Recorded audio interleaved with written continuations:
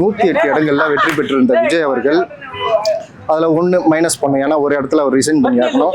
பெரும்பான்மை வர்றதுக்காக எம்எல்ஏக்களை திரட்டுறதுல ரொம்ப அதிதீவிரமாக ஒரு பெரிய போராட்டத்துக்கு பிறகுதான், அதாவது கான்வாய் கொடுத்து அதுக்கப்புறமா அது வாபஸ் வாங்கி மன உளைச்சலுக்கு உள்ளாக்கி பல விஷயங்கள் நடந்தது. கவர்னரை 4 முறை சந்தித்து, கவர்னரை சந்திக்கும் போது பூங்கொத்து கூட கொடுக்கல, அவர் ஒரே குழப்பத்தில் இருக்காரு அப்படின்னு நிறைய விமர்சனங்கள் வைக்கப்பட்டது. அதாவது தமிழக வெற்றி கழகத்தின் மேல நிறைய விமர்சனங்கள் ஆரம்பத்துல இருந்தே கட்சி ஆரம்பிச்சு ஒவ்வொன்றா, ஆனால் விமர்சனம் வைக்க ஒவ்வொரு விஷயமா அதை சரி செஞ்சுக்கிட்டே வந்துட்டு இருந்தாரு விஜய் அவர்கள்.